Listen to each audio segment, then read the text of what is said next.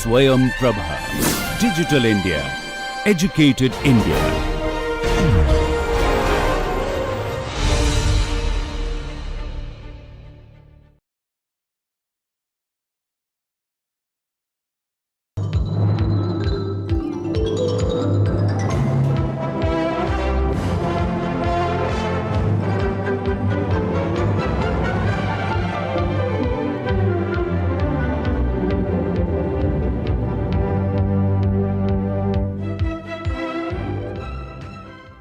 Welcome to lecture 8 of video course on Tribology.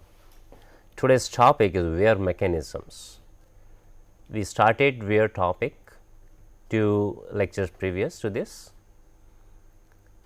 Started with abrasive wear, then adhesive wear, and we'll be continuing today adhesive wear, few slides on adhesive wear, and in addition to that we'll be covering corrosive wear and erosive wear. First slide shows that some guidelines or some observation which we gain through adhesive wear mechanisms. If we follow those guidelines, we will be serving to the nation, we will be able to save the cost and enhance or we say increase the life of components. So, first guideline says that for a longer service life or reliability, if you are really aiming for a longer service life or reliability of machine, always aim for the mild regime wear. In this case, mild regime means wear particles which are coming out of material or surfaces need to be much smaller in size, lesser than 1 micron. If we are talking about the macro level, of course, if we talk about the micro component or nano components, then the wear rate also the particle size will decrease in that same order. To do that, what suggestion is comes at dissimilar material. Choose always dissimilar materials which have a lesser adhesion capabilities. So, wear rate will be lesser compared to similar materials. And another one says that choose higher hardness. Of course, hardness does not mean that you go to very high hardness where the brittle fracture occurs its own like in ceramics, but hardness where further work hardening is not possible to that level. We reach to a level where the further no work hardening is possible, that kind of hardness is sufficient to reduce the wear or to bring the components in mild wear domain. If we follow this, I am sure that component life will increase. In addition to that, there are 2 other guidelines. They say severe wear behavior cannot be avoided. If we know that severe wear cannot be avoided, application is like that, like a cement industry. We know the particles will be there will be some velocity and they will wear the surface or high temperature. In those situations, we need to think about the routine maintenance to increase the life of component.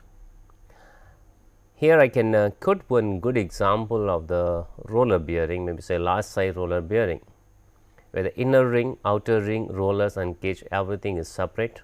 They are assembled at the time of application. Interestingly, outer ring is subjected to localized stress concentrations. Obviously, that applied load will be very or the very low area or almost micron size area. So, there will be localized wear and there is no relative motion or relative velocity compared to the absolute frame. So, in that situation what we can do, we can rotate that outer ring by a few degrees after a few hours of operation.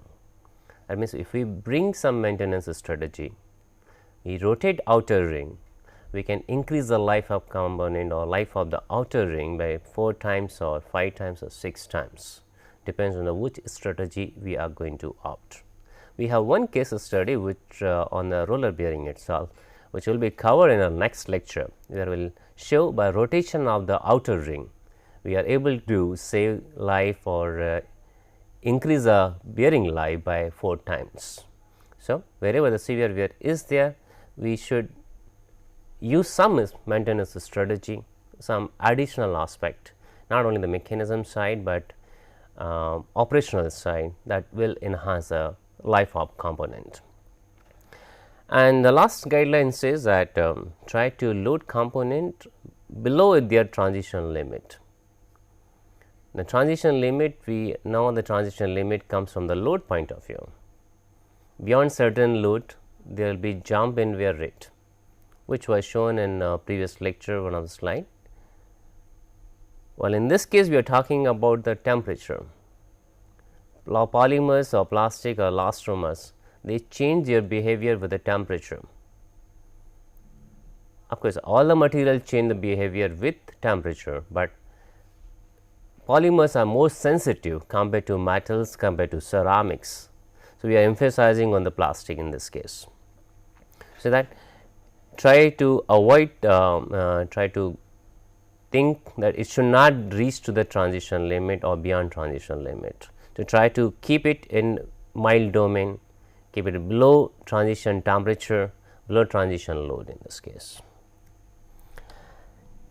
To give some exposure to the experimental data, let us take one example, and this example what we are aiming to find the best material for dry journal bearing. We are assuming there is no lubrication, or if there is a lubrication, that is by material its own.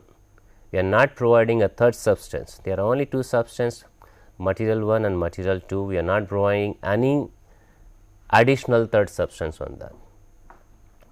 So, for dry journal bearing, few tests were conducted, and there is a those tests were conducted on a pin on disc machine, a commonly used machine.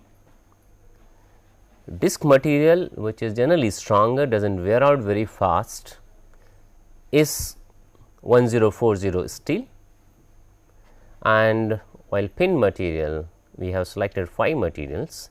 Material A is having hardness, Brinell hardness 2 to 5, material B has a hardness 30, material C 50 BHN, D 70 Brinell hardness, and E as 100. So, there are 5 materials, and some experiments were conducted on that. We are saying that again, find the best material based on the following experimental results, and these are the experimental results. We say that we have performed 3 experiments on the material A, 2 experiments on material B, one each on C, D and E material. You can see the parameter which was selected as input parameter. In first test, RPM was selected as 30 RPM, rotational speed of disc as 30 RPM, and applied load, contact load is 100 Newton. A schematic of this pin on disc machine is shown over here. You can see this is a pin, a smaller size compared to the disc, and disc material is steel. This pin can be material A, material B, material C, material D, material E, any one of this, and applied load W is varying in this following order. Say that for first stage is 100 Newton, for second and third is a 200 Newton, for fourth, fifth and sixth it is 100 Newton, 7, 200, 8, 100. So, it does not show any order as such. So, these tests were performed arbitrarily, and in addition to that, there is a column which shows what is the time duration of experiments which were performed at the interface between the interface of pin and disc. So, in first case we operated almost for the 6 hours, second 100 minutes, third almost 1 hour. Similarly, fourth, fifth, sixth, seventh, they were operated for 480 minutes, it is 8 hours operation, and last one for the 4 hours operation. What we gain as output? Output comes as a wear scar. This is also shown on this pin, the wear scar which is generated at the hemispherical pin. After removal of this portion, lower portion, this pin will be flat at that portion, and if we expose this pin for slightly more time, slowly the D will continuously increase, and that is also shown over here. When the minute we are operating the material A for 350 minutes, wear scar is almost 9.7. When we are operating at the 100, the wear scar is 8.81. It is reduction. However, load has been increased 2 times, right. So, increase in the load and decrease in the time, both factor will work, and finally, this comes as a 8.81. In third case, we are increasing the speed to the 2 times from 30 to 60 rpm and keeping the contact load the same, but duration is decreased. But even in this case, wear scar is increased. That means, this indicates clearly there is some sort of transition domain. We increase the rotational speed, we have increased the load, and it is jumping in some transitional regime, or is crossing the transition, it is going to the from mild wear to severe wear. So, this kind of experiments help us to find out whether the mild wear or severe wear is dominating. Similarly, there are other experiments. What we find, minimum value of the D is around 8.81 and maximum value of the D is 20.83 mm. Keep in mind that this D is smaller than R, even though sketch does not show that, but by and large D need to be smaller than radius R or radius of hemisphere. If we take that approximation, what we can find out the wear volume, if we are assuming this surface is smoother and portion below this line, whole portion of pin has been removed as a maybe in a it has been transferred to the disc or the loose particle, depends. This wear volume can be figured out or can be determining using this relation. This has a unit of mm cube or meter cube. If we use this relation and we try to find out what will be the wear constant, because in this case speed is varying, time is varying and load is varying, and if we are able to figure out what will be the wear constant, that can tell us whether pin, whatever the material we are choosing, it is suitable or not. So, in this case what this slide concludes that maximum D or maximum scar width is a 20.83 and minimum is a 8.81. Now, we use the formula what we have derived earlier for the adhesive wear. Say that V is equal to total volume. In this case, total volume is also given in terms of sliding distance. Once we calculate this total volume, we need to find out what was the sliding distance, and that sliding distance itself can be determined based on the sliding speed and total time taken for the test or test duration. So, L will be known to us, W is known to us, Bernal hardness is known to us. In this case, D we have measured from the experiments and R may be unknown to us, can be assumed, but when we equalize this expression, R can be removed or we can take that as a one constant. So, by equating these two expression, we are getting this relation. Now, here R is unknown to us and pi is constant, 3 is constant. So, I am assuming that instead of K1, I will assume a new constant K1, 2, 3, 4, phi is some expression. It depends on the wear depth or wear scar depth or say length, in this case width also, h, time, speed and load. As we are just going to compare, absolute value of k does not mean much to us, it is only the comparative value which we need to find. So, in that case that is why we are avoiding using substituting the value of r. If we do that, and in addition we are not expressing h in terms of a Newton per meter square. Here we are giving itself in terms of Bernal hardness. Constant will be by and large same, even though there is some change, a slight change when we use a Wicker hardness or Rockwell hardness, but by and large will remain same. The whatever the constant of multiplication factor, that can be accounted as a part of constant itself.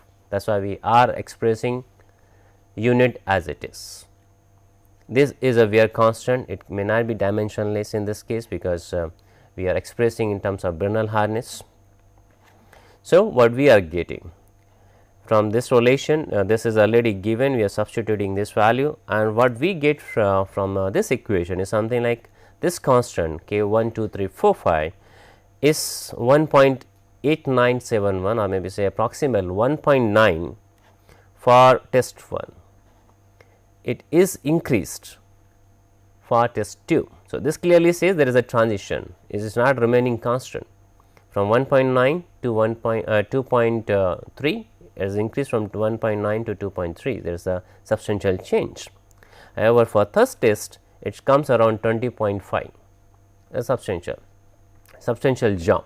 That means, this component was working in the mild domain initially, it has reached to the transition domain, and finally, it is in severe domain, or regime is severe in this case. However, when we see the material B, which has a relatively low hardness, what we are getting, we are constant as a 0.53 and 0.56. This may be a slight numerical calculation or substitutions.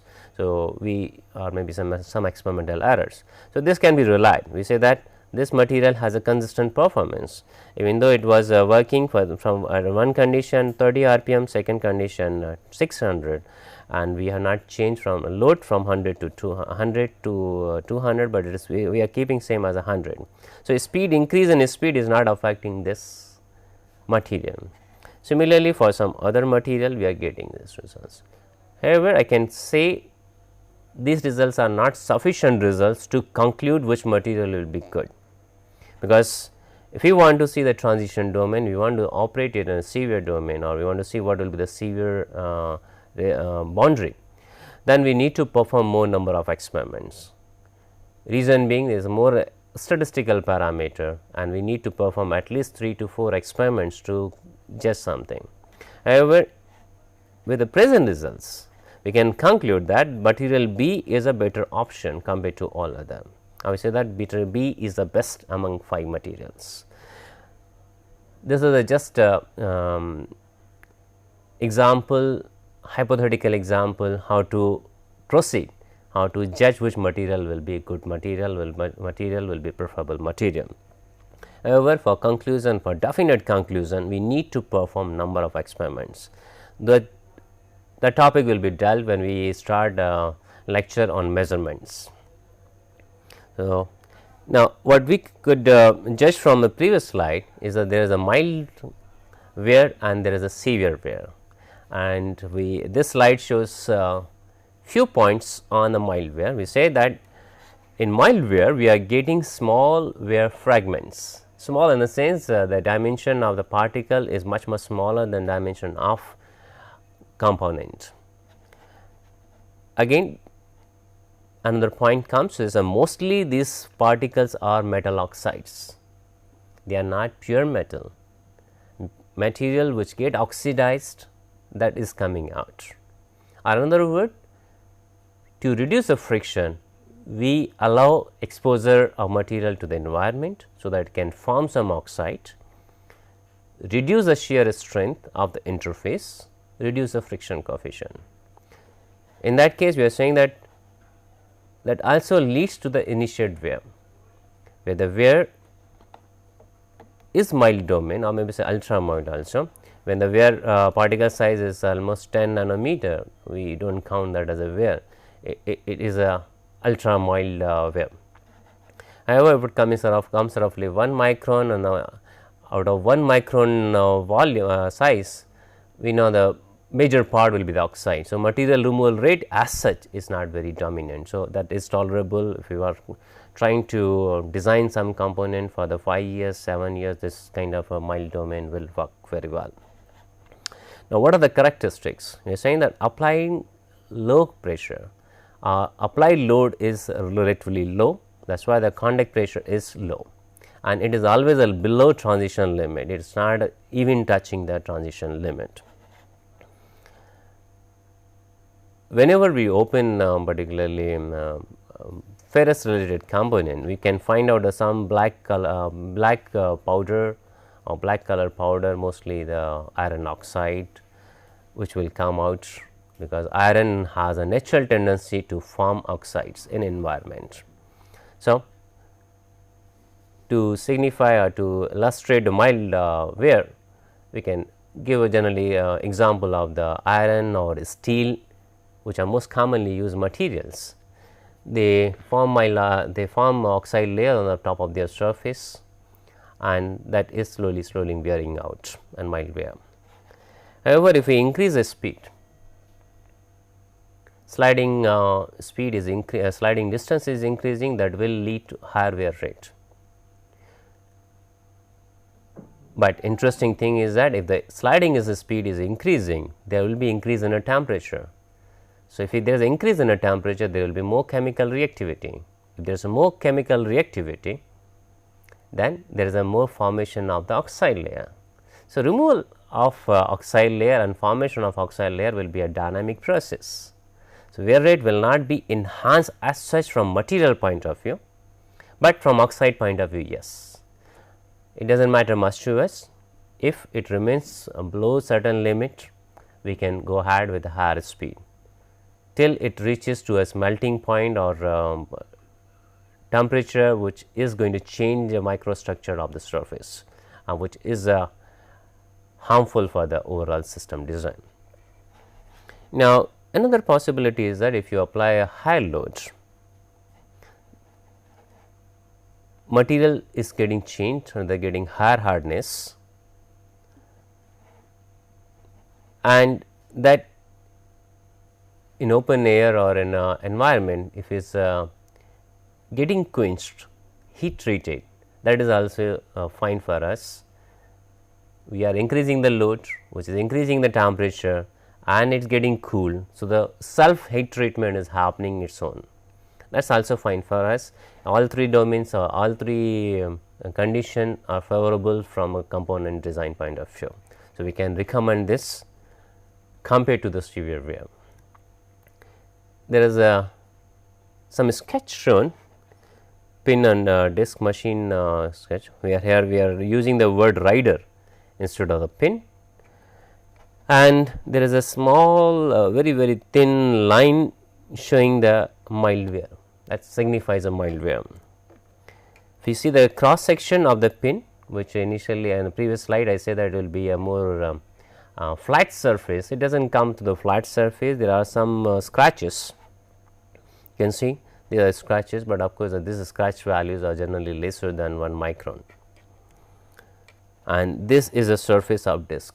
Even though we know the disc is rigid and stronger and having higher hardness, but still at the micron level it gets scratches. So, maybe that when we do pin on disc machine experiments, we should replace after maybe say couple of thousand hours if the disc is damaged. And this last is not very clear picture, shows particles, smaller size particles. They are generally very smaller in size, maybe I say order of 1 micron or lesser than that. Now, coming from shifting from mild wear to the severe wear, what are the characteristics of severe wear? In this case, we are saying that the load is increased, it is weakening the oxide layer.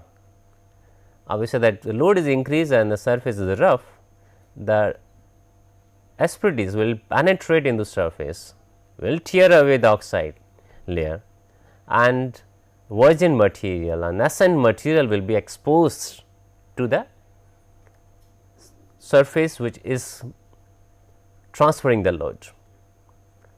It gives a more opportunity for the adhesive wear, more and more cold junction formation, and if we introduce friction force, tangential force, wear rate will be very high. That is why you say that there will be a cold junction formation and wear rate will increase by several hundred folds. Reason being, oxide layer is lost, lubricant layer is lost, coefficient of friction is going to increase, wear rate is going to increase, and particle which will come out from this mechanism will turn out to be more like a size in the range of 20 to 200 micron. The question comes, we were talking in the mild wear about 1 micron. Now, we are talking about the 20 micron plus in the severe wear, then there is a in between gap. What happened to 2 micron, what happened to 5 micron, what happened to 10 micron. So, we generally keep them these particle size in transition domain. We can't conclude that it is a severe wear or it is a mild wear. If it continues for some time, we can say it can be on the severe wear side, it can be on the mild wear side, depend on the situation. If it is getting a natural powder of the wearing out, if the debris are acting as a lubricant layer or solid lubricant, it will turn out to be in a mild wear domain, otherwise if the particle size are continuously growing in a size, it will be severe wear. So, we are keeping 1 to 20 micron size in transition domain. Just to characterize a similar way, the way we have done in previous slide, we are showing that pin and disc machine sketch. Here you are able to see a thicker or wider line, wider circle, indicates that there is a higher wear rate. And if I see the surface, wear out surface of the rider, we are able to find out there is a major chunk which has been removed from the surface, and there is a fragmentation. It is a very irregular surface. And same thing, because the material is lost from the surface, quite possible it got deposited on the disc. You can see the very irregular surface here, and this scale is only 127 micron, but we are able to see in some cases this wear scars are even greater than 127 microns. That characterize that is a severe wear component will not sustain for longer, and we need to replace that component if we want unstopped operation of the machine. Otherwise, sudden failure of the one component and will damage consequently other component by transferring their load to the other components, and there will be severe wear or catastrophic failure of the machine itself. You can see here the particle size. Particle size are showing even the size greater than 254 microns. Few particles will be like that, and average will be turning out to between 20 to 200 microns. A few particles are even exceeding 200 micron size. If we keep removing more than 200 micron size particle from the surface, naturally component dimensions will reduce and we will get a higher failure rate. Now, last slide on adhesive wear comes as a big bang. We say that is a seizure. As a seizure occurs whenever there is a high temperature or very high load. If I see the definition in dictionary, what we find that is seizure is to bind or to fasten together. In other words, this kind of bonding between roller and the ring happens. This is the inner ring of taper roller bearing and there is a roller. You can see there is a adhesion bond, a completely joining process, the welding process, and if it happens, bearing is not going to operate, it is not going to show its function, it will be more like a solid element, there will not be any relative motion. So, we need to shut down the machine and we need to completely replace the bearing. We need to apply force to even separate this roller from the ring. This is ultimate, is a final mode of adhesive wear. Here there is another example shown, the inner ring into the half of the inner ring of a bearing, rollers. You can see there are material being plugged out of the inner ring. There are patches and parallel patches, that means these rollers were spaced. Otherwise, we should get a continuous layer of this material removal, but We know rollers are generally capped in a cages and they are equally spaced. That is why we are getting equally spaced patches on the outer surface of inner ring. This material was attached to the surface and then some force was applied to remove, and after removal rollers also look like this. They have a loss of material, reduction in dimension, and can be reused unless they are reconditioned, recoated one way or another way. What are the causes for this? We say that there are number of possibilities. Heat generation is high, a coefficient of friction is high, heat generation is high, and system does not have a capabilities to dissipate that heat, to transfer that heat to the environment. If it does not have that capacity, what will happen? There will be a continuous increase in a temperature. Initially, maybe say the 40 degrees centigrade at the room temperature. After started operation, it will reach to 50, then 60, 70, 80, 90, 100, and there is no limit. It may reach to 700, 800, and if it happens, naturally material will start flowing and the welding process will occur. That will be hot welding in this case. That means we have not designed the system properly. We have not designed the system from dissipation capabilities. However, there is another chance that lubrication was not proper.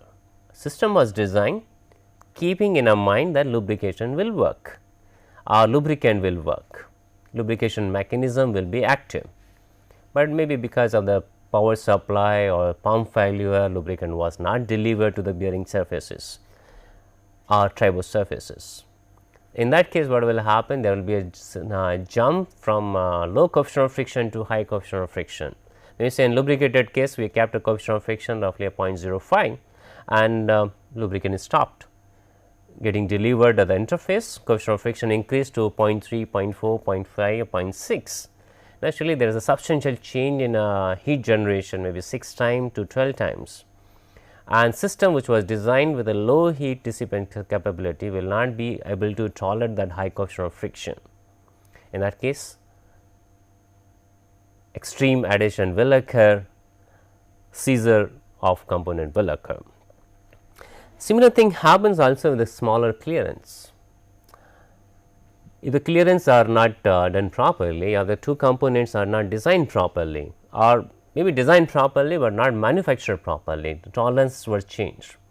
We want to keep a tolerance between two components, maybe say as a clearance weight as a 20 microns, but due to the improper manufacturing, they turn out to be only 5 microns. So, there is a huge difference between 20 micron clearance weight and 20 micron clearance weight. That will cause excessive temperature, high friction and the subsequently the high temperature, and that lead to the seizure. This is one of the most common error or one of the most common cause of failure, what we call an installation error. If the components are not installed properly, as assemblies are not fitted properly, if there is a misalignment, and there is a misalignment, there will be excessive load at the one side. Excessive load, high stress concentration at that point will increase coefficient of friction significantly, and that will lead to a high temperature, which finally stop the operation by seizure. Right. So, what we say? Observation, there is excessive loading and heat which govern the seizure phenomena or excessive adhesive phenomena. We have on one slide on the wear map is a rigorous topic, is a very extensive topic. Wear maps, people have done a lot of work, and the only drawback about the wear map is that it need to be for one particular material pair. It can't be a generalized one. It has a number of merits. This wear map has a 2 axes. We are saying the x axis is a velocity axis, meter per second, y axis is unit pressure axis and expressed in megapascal, and this wear map shows a kind of wear happening at the interface. It does not separate abrasive wear, adhesive wear at the individual level, but it shows overall wear performance. That is why the Orchard equation is satisfactory. By and large, abrasive wear equation and adhesive wear equation were treated in a similar manner. There was a constant, and that constant need to be determined, and based on that constant we can plot results. Otherwise, in both the equation, load was common, W load was expressed by W, hardness was expressed by H, distance H soft hardness, material hardness of the softer material, and sliding distance. Only the constant which was in abrasive wear was a much higher value compared to the adhesive wear, and this wear map represent only wear constant, a combination of abrasive, adhesive, fretting, fatigue, corrosive all together. But this gives us a general idea how wear behavior will change. Think about this lower domain, there are some boundaries, the thick color, thick black color, thin black color lines. This shows that this complete boundary will have almost same wear rate. They can be figured out by using the equations. And there are different domain. We are saying here ultra mild wear, always recommended. It does not cause much cost to us. Component will survive for years and years and years. So, ultra mild wear should be recommended, mostly for the micro industries or particularly the computers, hard disk drives. We quote for the ultra mild wear. This shows that initially the wear is influenced by the elastic deformation, but if the pressure is increased beyond certain limit, there will be plastic deformation also. Can compare wear rate, here is somewhere 10 is to minus 9, or wear coefficient is of 10 is to minus 9, which means after 10 is to 9 cycles the asperity will tear away or adhesive junction will tear away, which cause a fragment or will produce a particle. As pressure is increased, plasticity comes into picture, wear rate is also increasing, maybe say by 3 orders. If we further increase pressure, then it is coming oxidational wear from ultra mild wear to the mild and slightly higher than mild. You can say medium wear. This is a mild oxidational wear. Here the still material component, metal component will be lesser than oxidation component. Here the wear rates are 10 is to minus 5, 10 is to minus 4, coefficients are 10 is to minus 4. If I compare this 10 is to minus 4 with the 10 is to minus 9, we now component which is under this operating condition will see 10 is to 5 times more life, I will say 100,000 times more life compared to the component which is operating in this domain. If we keep on increasing the pressure, we reach to the finally seizure. That means, load has increased significantly. That may be because of some failure of the pump which is stopped lubricant supply, or may have caused because of the improper installation or some bearing failure which has tilted the shaft and caused a failure of the complete machine. This was related to the pressure. Now, if we continuously increase speed or sliding speed, you can see the wear rate is as low as 10 is to minus 11. Here there is some sort of load sharing happens because of the hydrodynamic action. With the increase in the velocity, we are able to get some sort of levitation on hydrodynamic film or aerodynamic films. So, that will reduce the wear constant, maybe 10 is to minus 9 to 10 is to minus 11. And second thing is that there is a more possibility of high oxidation. Oxide component is increasing compared to the metallic component, but in between there is a transition domain where the particle size may range between 2 to 20 microns. High velocity and high pressure may cause a melting of material, that is called a melt wear over here. Plastic deformation is there, as well as a high temperature, the flowability material will be there. So, it will act as a melting metal.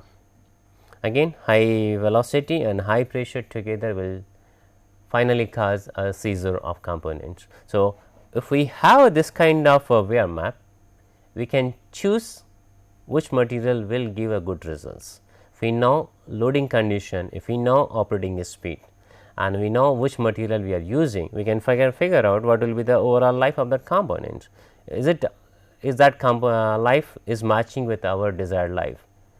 If it does not desire the life or is not as per our aims, we can change material, we can change a condition, we can change velocity, we can change load, we can transfer load from one component to other, we can bring two components.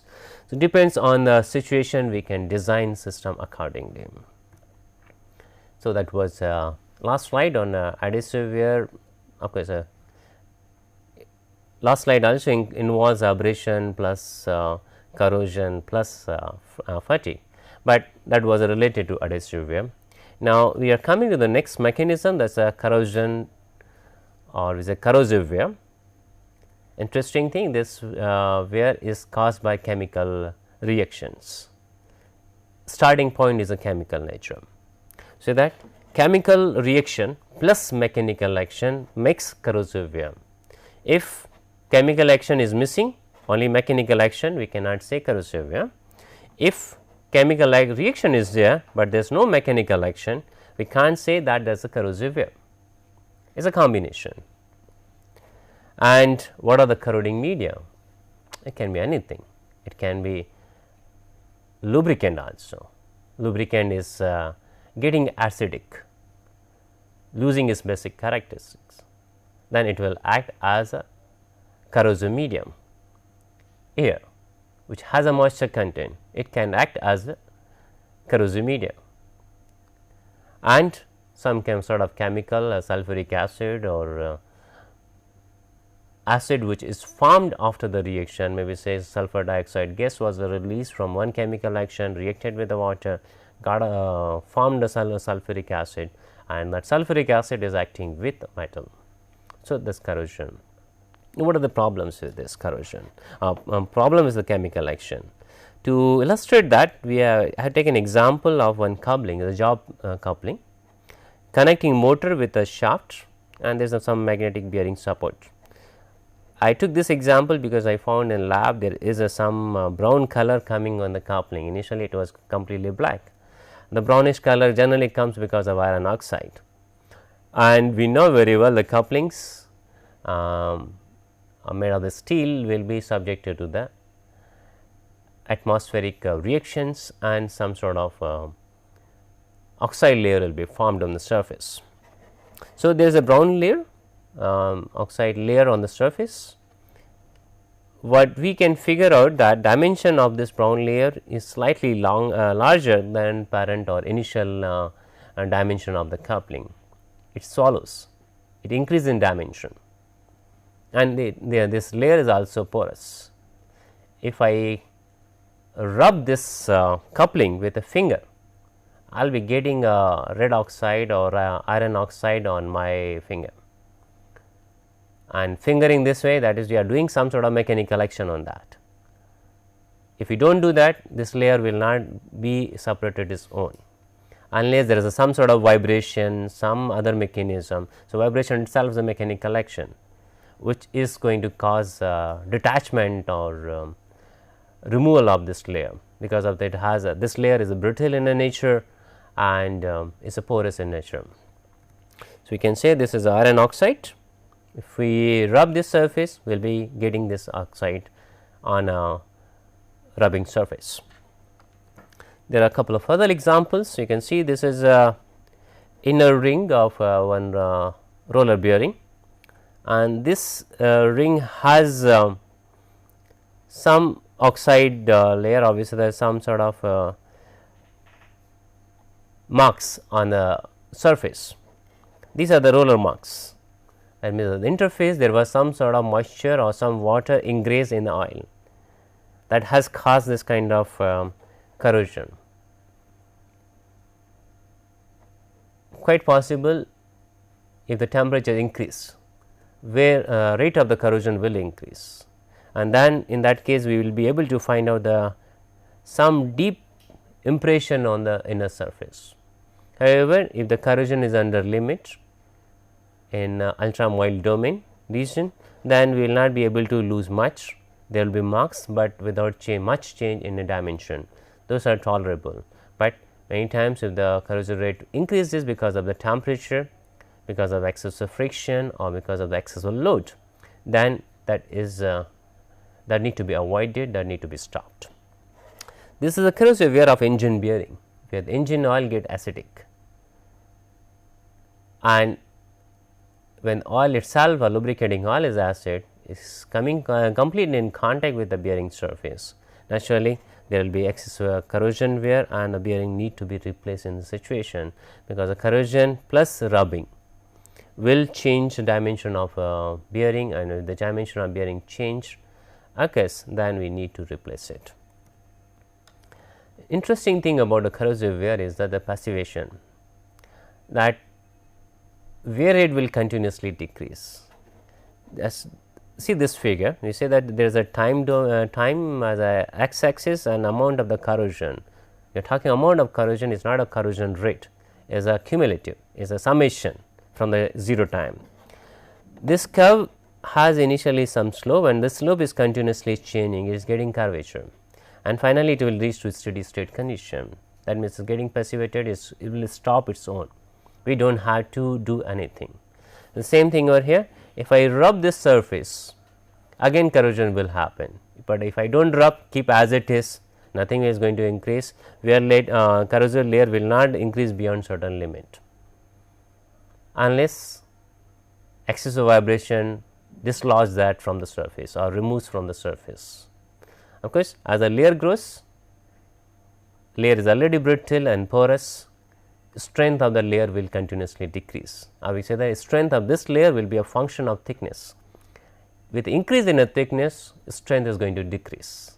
So, we need to be careful about that. It should not happen that layer is continuously increasing and generating a number of particles from that. So, few points on this, we say that it goes in 3 stages. Sliding surface, first chemically interact with the environment. It can be humid, or it can be acid, or any industrial vapor or steam. Reaction product is formed, like iron oxide, chlorides, or copper sulphide in the presence of different chemicals. If mechanical action is introduced, then there will be wearing away of reaction product film. This oxide film will be removed, sulphide film will be removed if there is a mechanical action, reason being they are loosely attached.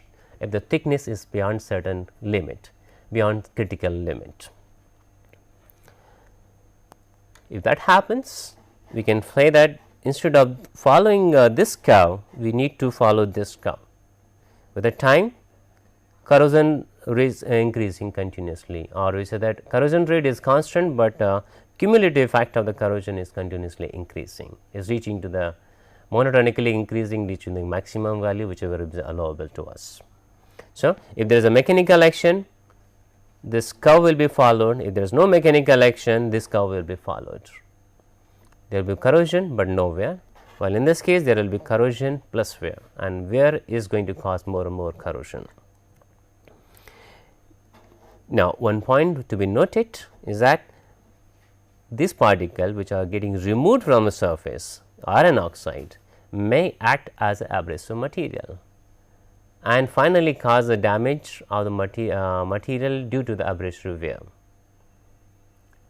As I mentioned in last lecture or previous lecture, that abrasive wear failures are the maximum, wear occurred due to the abrasive wear are the maximum.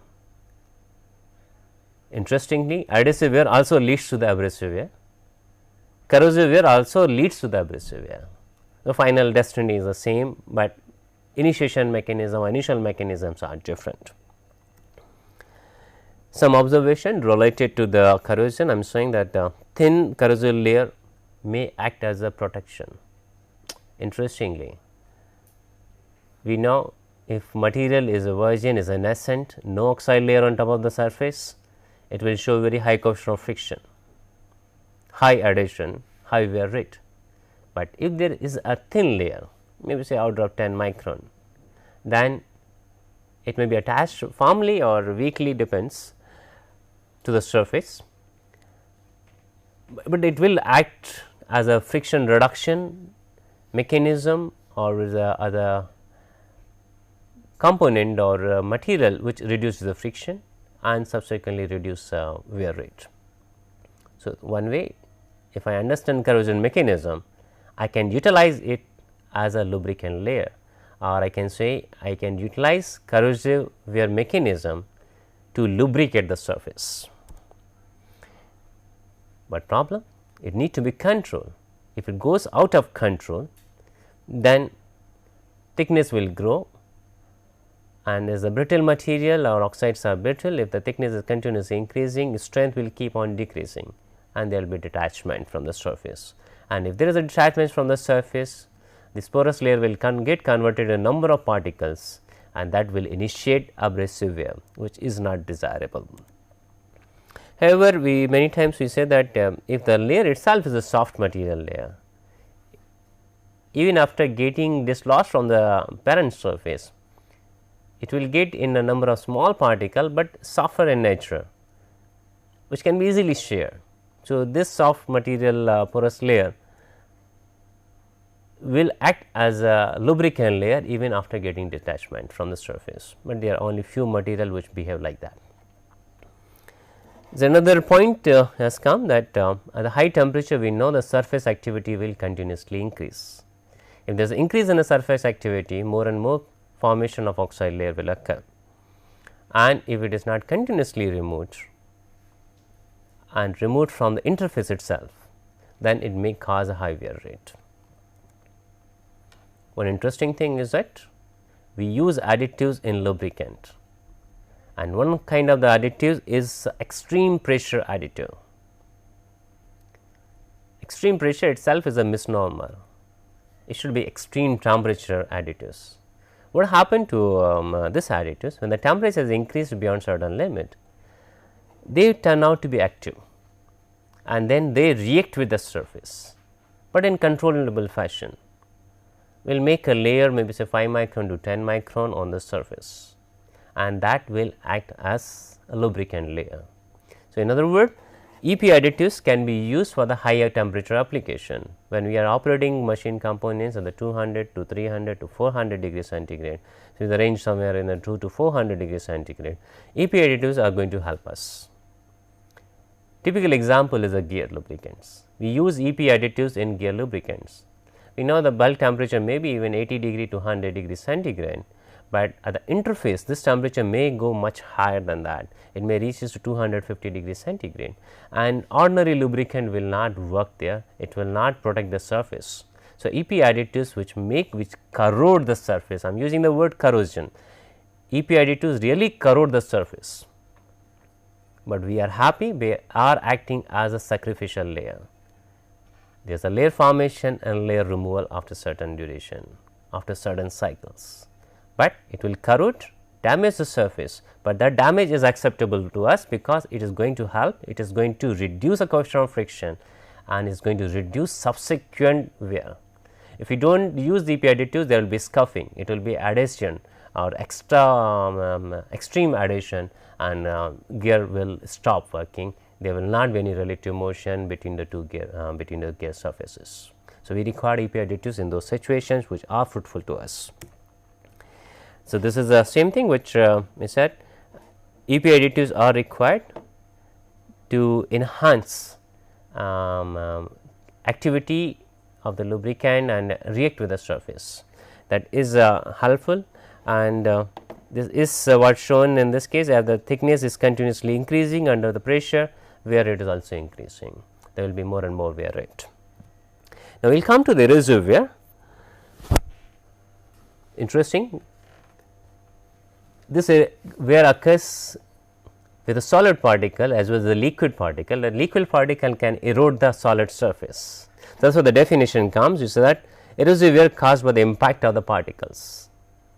Particles may be solid, may be liquid, but one definite thing is that they need to have velocity, they need to have kinetic energy.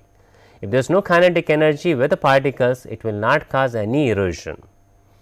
If I am able to divert the particles and bring the velocity to zero kinetic energy, there will not be any wear rate, at least from the erosion wear mechanism point of view. There are a couple of examples which are very common. So, that when helicopter passes through the dust or some height, maybe say 1 kilometer to 2 kilometer height, whether there is too much dust, then what will happen in that case? Dust particle will impact on the gas turbine blades and cause erosive wear. Suitable design need to be there to avoid this wear. That is why we need to understand the mechanism. Same thing happen if there is a slurry pump is used, and we know the slurry has particles and there will be some velocity, some kinetic energy will be given. They will impact an impeller and they may damage the surface. That is why the most often we keep changing the impeller after certain operating hours. We can say the erosive wear is a function of particle velocity, because we know the kinetic energy depends on particle, and this is a strong tendency. It depends on the impact angle, the angle at which the particle is going to hit the surface. We know from the momentum point of view that this angle will decide how much energy is getting transferred from the particle to the solid surface. So, impacting angle is important for us. And last says that what is the size of particle? Is it the low size or the high size? We know size is related to mass, and mass is related to kinetic energy.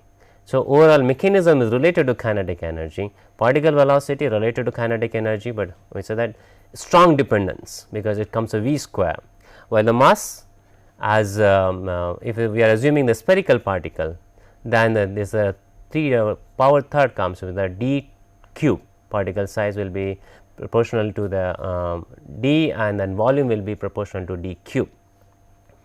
So, again there is a severity, there is a strong dependence of the particle size. So, we say that particle size as well as velocity, they are strongly going to affect impact wear or amount of the wear, while impacting angle depends which material we are using, that will affect the impact wear or erosive wear.